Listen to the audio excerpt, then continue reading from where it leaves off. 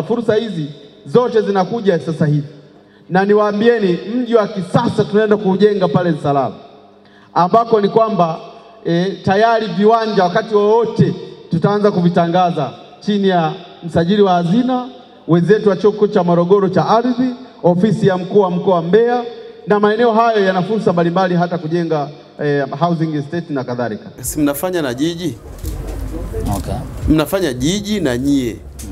Mnajenga hapa apartment za kutosha. Kwa mfano kama mnaweza mkajenga shopping mall kubwa hapa tulipo hapa tayari.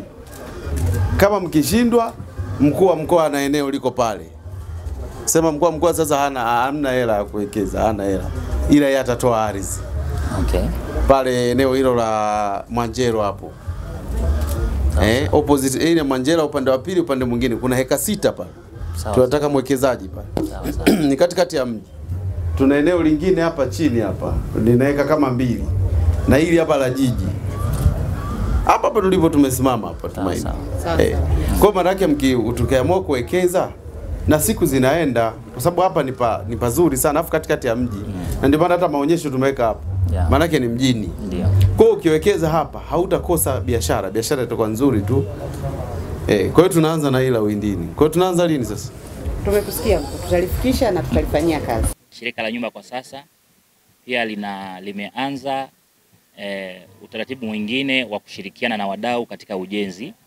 Kwa hiyo kama ni mdau katika sekta ya ujenzi, tuna fursa pia ya kushirikiana katika mpango wa joint venture, ambapo katika maeneo yetu yale ya muhimu katika jiji la Mbeya na miji mingine tunaweza kushirikiana kujenga nyumba za makazi, kujenga mahoteli na maofisi.